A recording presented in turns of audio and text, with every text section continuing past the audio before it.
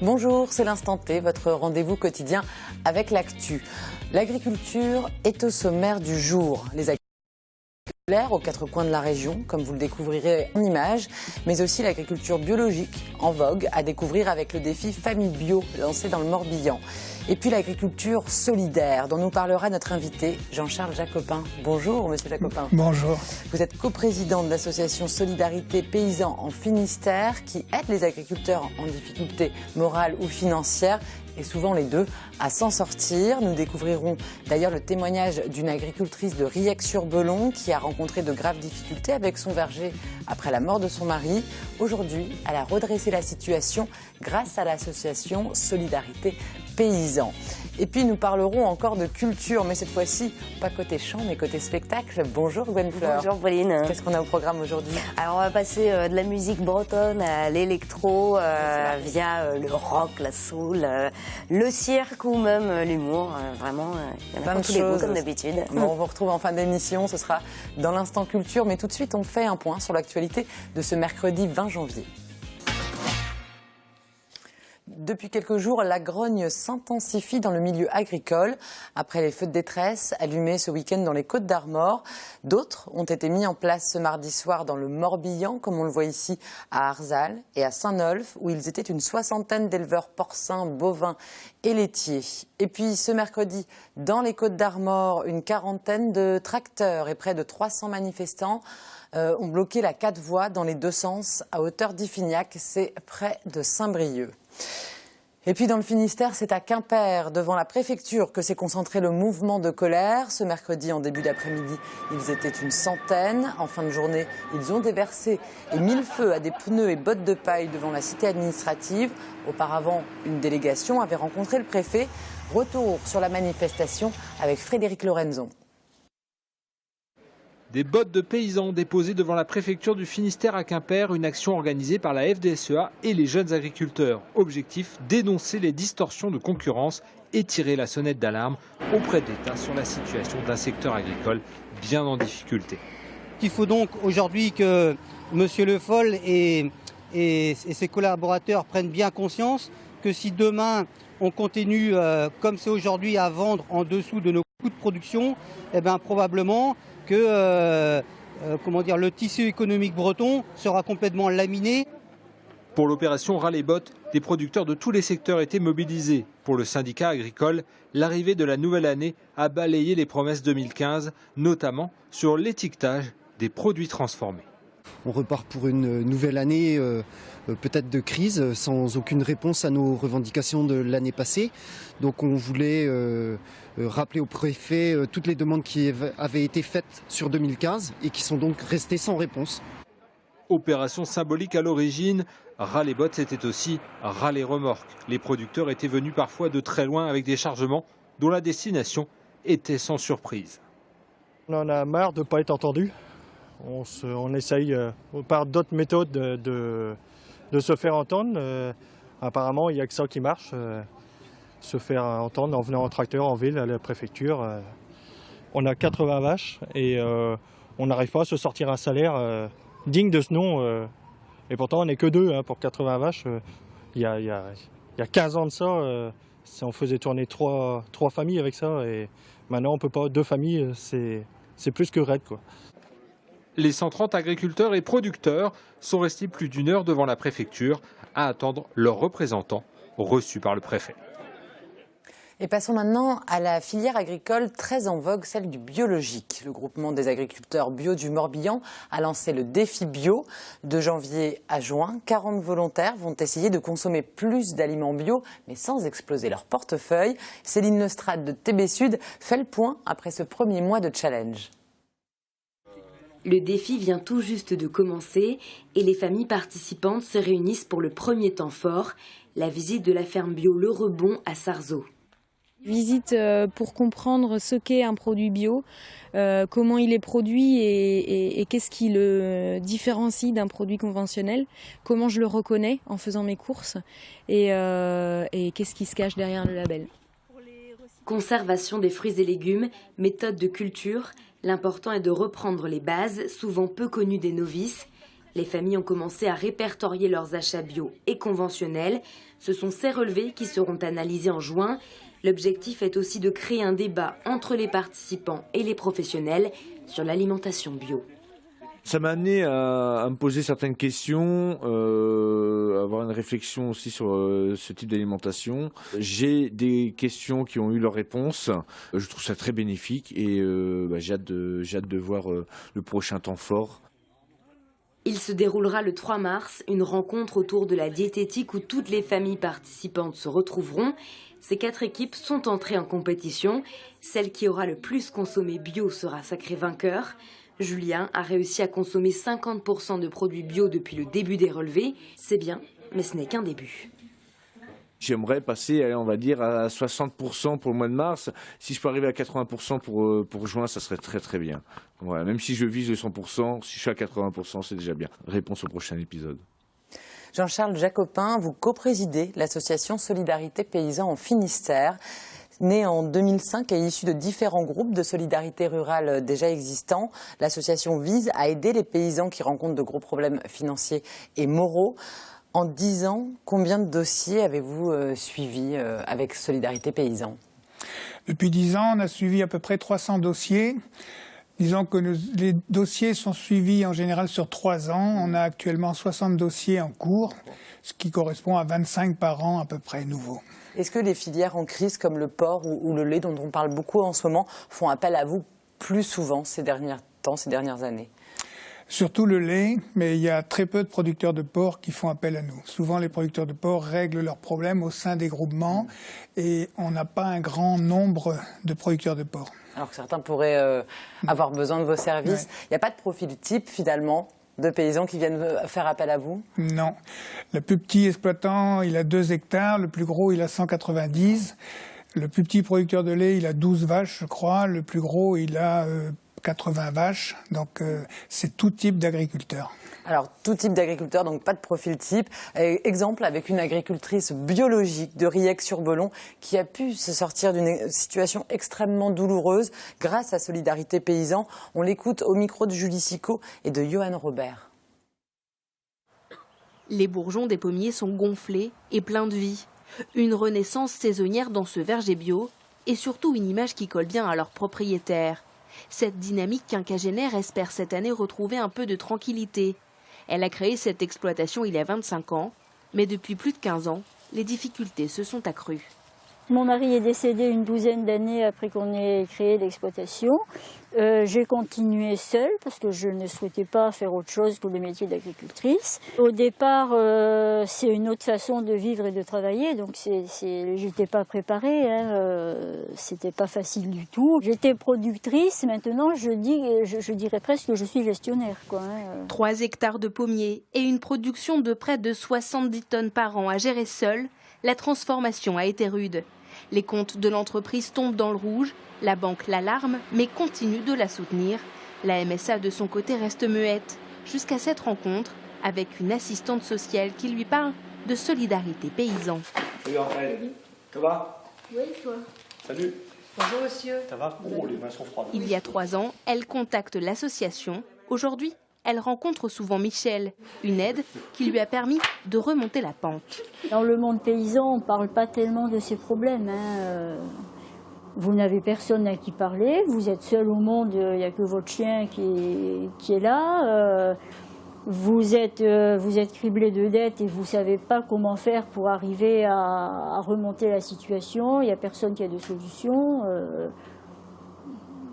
J'ai eu un rappel de plus, je suppose, ou un ennui de plus, et je me suis dit, il faut faire quelque chose. Et donc je me suis dit, je vais essayer d'appeler Solidarité Paysans, pour voir qu'est-ce qu'ils sont capables de faire. On est presque arrivé à un état d'équilibre au niveau financier. Donc déjà, je respire beaucoup mieux de ce côté-là. On reste en contact avec Michel, on se téléphone de temps en temps. Et je sais que s'il y a un problème, je peux, moi, téléphoner pour l'exposer et pour voir quelle solution on peut trouver ensemble. Un travail de longue haleine, individualisé sur ce dossier comme sur tous les autres cas suivis par l'association. Et surtout, Solidarité Paysans a plus de poids qu'un agriculteur seul face à l'administration. Moi, je suis arrivé au moment où on faisait un travail un petit peu plus pointu avec les banques. Donc l'idée était de faire un redressement amiable et de repartir sur les annuités, remettre tout ça en place. On est plus aujourd'hui sur de l'humain parce que je vois que Raphaël a bien remonté la pente. Quand on voit que les choses s'améliorent, c'est que du bonheur. Une production sauvée, c'est aussi des emplois de sauvegarder, une aide technique, mais pas que, dans un monde paysan en crise. Alors Jean-Charles Jacopin, beaucoup de choses évoquées par cette agricultrice dans le reportage, à commencer par ce tabou du mal-être qui fait vraiment partie du milieu agricole. Est-ce que certains, justement, attendent trop longtemps pour venir vous voir parce qu'il y a une certaine honte d'avoir des problèmes ?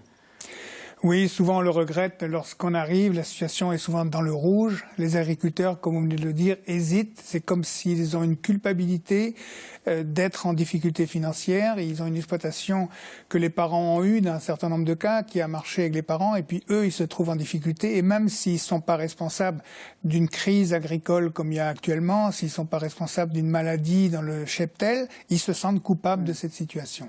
C'est toujours les paysans qui viennent vous voir. Ce n'est jamais vous qui allez chercher les gens. Oui, c'est un principe de base. On attend que les agriculteurs nous fassent appel. Alors justement, là, c'est une assistante sociale qui avait parlé de vous à Raphaël, donc de Riec-sur-Belon. Qui sont les autres professionnels qui peuvent orienter les agriculteurs vers vous? On entendait parler des banques, de la MSA. Est-ce que c'est des organismes qui peuvent conseiller aux agriculteurs d'aller vous voir? Souvent, comme vous le dites, les assistantes sociales de la MSA, qui sont déjà en contact avec les agriculteurs en difficulté, parce que c'est elles qui font les dossiers de RSA, c'est qui font les suivis par rapport aux enfants, tout ça. Mais il y a aussi les comptables, dans un certain nombre de cas. Des fois, c'est le technicien agricole, des fois, c'est le contrôleur laitier. Dans un certain nombre de cas, c'est les banques. Donc, ces gens-là disent à l'agriculteur, bon, peut-être que tu devrais contacter Solidarité Paysan. Mais si c'est eux qui nous disent un tel est en difficulté, vous devez aller le voir, on ne peut pas aller le voir. Avec les banques, justement, parfois la situation est tellement tendue que les agriculteurs sont dans une situation très conflictuelle avec les banques. Dans ces cas-là, vous intervenez comme un médiateur entre la banque et le paysan. Oui, tout à fait. Parce que c'est vrai que souvent la relation est très dégradée, ça se comprend, parce que s'il y a des difficultés, des retards de paiement, des retards de remboursement, le banquier qui veut plus répondre au téléphone, donc la situation est bloquée. Et dans le travail qu'on fait, ça en fait partie de la relation avec les banques, la relation avec les créanciers, soit dans le cadre d'un tour de table, soit dans le cadre d'une rencontre avec la banque ou avec le créancier ou avec le livreur d'aliments qui ne veut plus livrer d'aliments parce qu'il n'y a pas d'argent. L'isolement social est évoqué par l'agricultrice dans le reportage. Elle dit qu'elle était seule au monde avec juste son chien à qui parler. Comment on peut remédier à ça? Parce que c'est comme un des premiers problèmes dans l'agriculture, Jean-Charles. Lorsqu'on intervient, on se rend compte qu'on a trois niveaux d'intervention. Et le premier, le plus important, c'est ce qu'on appelle la relation à la personne. Les gens qui sont en difficulté financière sont en même temps en situation de détresse profonde. Souvent, ils sont coupés des autres personnes. J'ai vu un agriculteur qui me disait « j'appréhende la saison de maïs » parce que je dis « mais pourquoi ?» Il me dit « parce que je vais rencontrer mes voisins et tout le monde va me regarder bizarrement et j'ai peur de ça. » Donc ce premier travail d'écoute, de relation à la personne, c'est un des points essentiels dans le travail qu'on fait. Le deuxième point, c'est le travail économique, la relation avec le comptable, voir comment on peut essayer de s'en sortir. Et le troisième point, il est plus d'un aspect juridique, faire des tours de table, ce qu'on appelle le traitement de la dette, les redressements amiables, les redressements judiciaires, alors, ça veut dire que donc, dans l'association, vous êtes quasiment tous issus du milieu agricole, d'anciens agriculteurs. Et vous êtes aussi aujourd'hui psychologue et juriste quasiment. Comment ça se passe? Vous avez eu une formation sur ces domaines-là? Est-ce que l'accompagnement à la personne et l'accompagnement comptable et administratif dont vous parlez, c'est vraiment ça? Il faut une formation spécifique? Oui, on fait des cycles de formation. On travaille avec une thérapeute qui nous aide justement à voir jusqu'à où on peut aller, comment approcher ces difficultés, comment approcher cette angoisse, parce que c'est vrai que, comme vous le dites, on n'est pas formé du tout. Le seul secteur sur lequel on est le plus à l'aise, c'est le secteur économique ou technique, parce qu'on est des anciens agriculteurs. Mais sur le reste, autant sur la relation à la personne que sur le juridique, tous les ans, on a des journées de formation, soit au niveau départemental, soit au niveau régional, soit au niveau national. Dans le reportage, on entendait parler d'un suivi individualisé. Vous êtes combien à travailler sur chaque dossier? On est toujours deux, un bénévole et la salariée. Et si la salariée a trop de travail, parce qu'on est des fois un peu débordé par les demandes, on va parfois à 2 bénévoles, mais on ne va jamais seul. Est-ce qu'il y a un bon taux de réussite, j'ai envie de dire, combien de fois, est-ce que la plupart du temps vos dossiers ont une issue heureuse? Jusqu'à maintenant, dans les cas qu'on suit, il y a 70% où l'exploitation est maintenue, il y a 30% où elle n'est pas maintenue. Dans un certain nombre de cas, assez nombreux d'ailleurs, il y a des reconversions, il y a un autre travail qui est trouvé, donc l'issue n'est pas non plus catastrophique. Ça peut être heureux aussi, mais différemment. Vous suivez de plus en plus de personnes au fil des années, ou comment ça se passe la courbe dessus? Depuis 2 ou 3 ans, l'évolution, la situation est à peu près stable. Nos collègues des autres départements sont submergés depuis le début de la crise. Et nous, c'est en train de venir maintenant. Il y a toujours un décalage entre la crise et le moment où on en fait appel. Parce que pendant un moment, l'agriculteur arrive à subvenir à ses besoins en jouant sur la trésorerie, en jouant sur les courts termes. Et puis à un moment, les feux rouges s'allument et puis c'est là qu'on nous fait appel. Vous êtes combien à travailler à Solidarité Paysan? Vous parliez de une personne salariée. On a une salariée et on est une vingtaine de bénévoles pour le département du Finistère. Très bien. Pour vous contacter ou pour avoir des infos sur Solidarité Paysan, un site internet www.solidaritépaysan.org, et on peut aussi vous contacter par téléphone au 02 98 52 48 60. Voilà un geste qu'il faut faire avant justement qu'il ne soit trop tard. Merci beaucoup Jean-Charles Jacopin d'avoir été notre invité. Merci. Et puis dans le reste de l'actualité, une première européenne à Châteauneuf-d'Ille-et-Vilaine. C'est une société Malouine qui a inventé des feux routiers tricolores alimentés par des capteurs solaires. Précision Philippe Berthoud pour TVR 35. Voici les toutes premières fosses d'assainissement entreposées dans le tout nouvel espace de stockage de la société Première Tech à Châteauneuf-d'Ille-et-Vilaine. Le stockage qu'on avait jusqu'à présent était insuffisant, donc il fallait trouver des solutions pour augmenter nos zones de stockage. Mais pour accéder à cette zone de 8000 m², il faut traverser une route départementale. La mairie a dû équiper le nouveau carrefour avec des feux tricolores solaires, car tirer des réseaux électriques aurait été beaucoup trop cher. Ici, c'est seulement 83 000 € partagés entre l'État, la communauté de communes de Saint-Malo et la commune de Châteauneuf. C'est un enjeu important. L'entreprise Premier Tech, c'est une entreprise mondiale et qui va encore se développer, qui a encore recruté une quarantaine de personnes l'année précédente.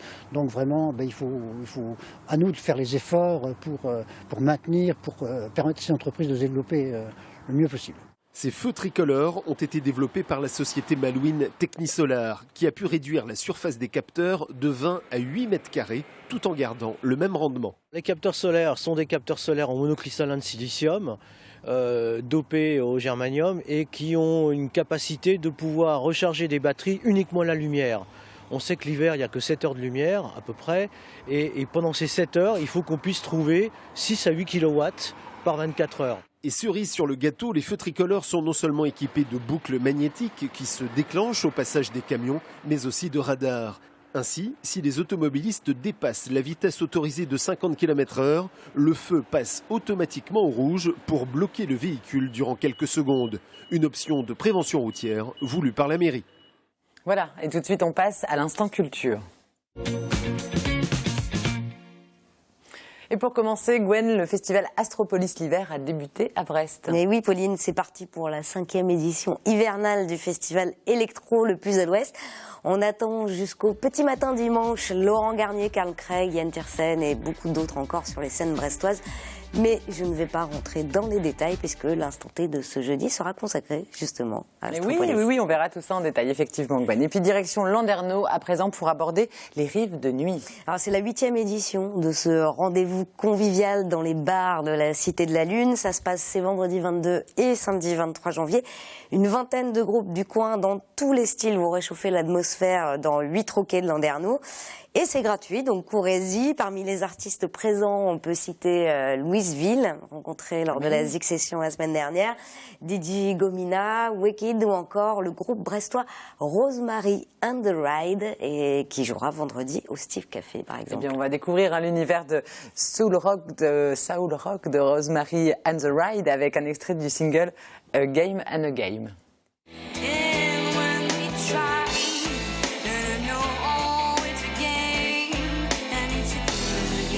Again.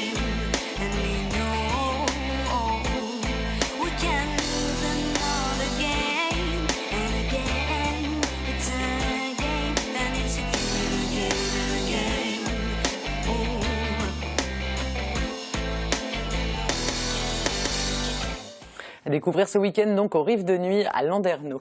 Et puisqu'on parle de nuit, il y a un rendez-vous, Gwen, consacré à la culture bretonne. C'est ce vendredi à Morlaix. C'est la nuit de la Bretagne au parc de l'Angolvasse à Morlaix, ce vendredi 22 janvier. Oui. Pardon.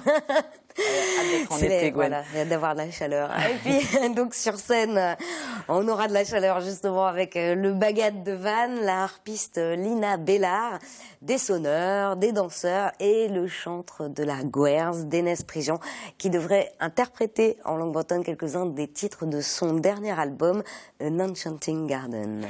Eh ben, on l'écoute en live sans plus attendre.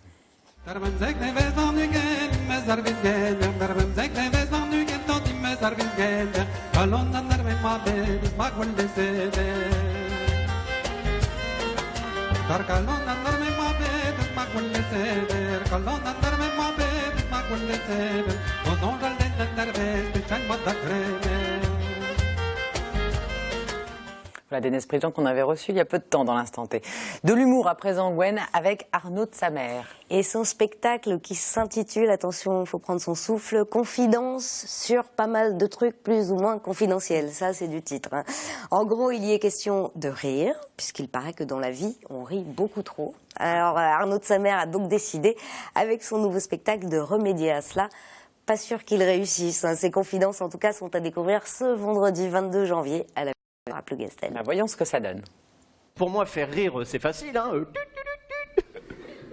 Je suis qu'à 10% là, hein, mais c'est vrai que le rire est partout. Vous l'avez remarqué, vous aussi, le rire est omniprésent. Au bureau, Bernard, ton agrafeuse. Le problème, Arnaud, avec ton nouveau spectacle, c'est qu'il est trop drôle. Non, là, vraiment, tu vas te vautrer comme une quiche. La solution pour arrêter de vous faire rire, elle est là. Et je vais l'utiliser pas plus tard que ce soir. Je vais vous parler de moi.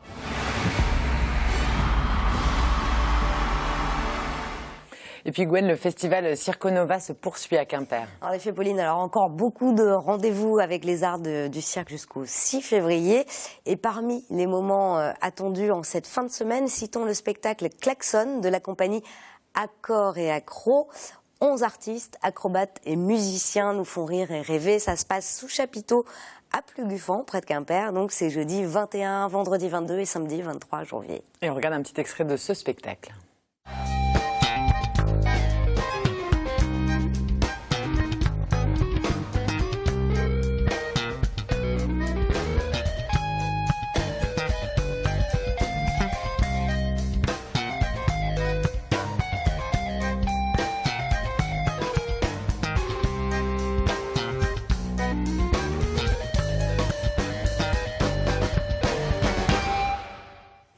Et puis enfin, Gwen, on ne peut pas terminer cet agenda sans parler d'Hubert Félix Thieffet. Forcément, Pauline. Alors pour dire qu'il reste une poignée de places pour aller applaudir l'artiste de passage au Quartz de Brest mardi 26 janvier. J'ai donc acheté mes places puisque vous ne me les avez pas offertes à Noël comme je vous l'avais conseillé. Alors ceux qui aiment ne se lassent pas de sa poésie urbaine, ceux qui ne connaissent pas encore, mais ils sont sans doute très peu, peuvent venir découvrir ce grand monsieur de la chanson rock française, les yeux bandés. Sinon, vous pouvez aussi vous plonger dans l'univers des légendaires Pink Floyd avec le spectacle The Australian Pink Floyd Show à l'Arena de Brest. C'est également le mardi 26 janvier pour retrouver tous les tubes du Floyd, de Money à Another Brick in the Wall, en passant par Wish You Were Here, séquence nostalgie assurée là. Super, tout ça est bien alléchant en tous les cas. Merci beaucoup Gwen. Merci beaucoup Jean-Charles Jacopin d'être venu sur le plateau de l'Instant T. Nous on se retrouve demain, même heure, pour une nouvelle émission. Et d'ici là, passez une très belle soirée sur TBO. Ciao.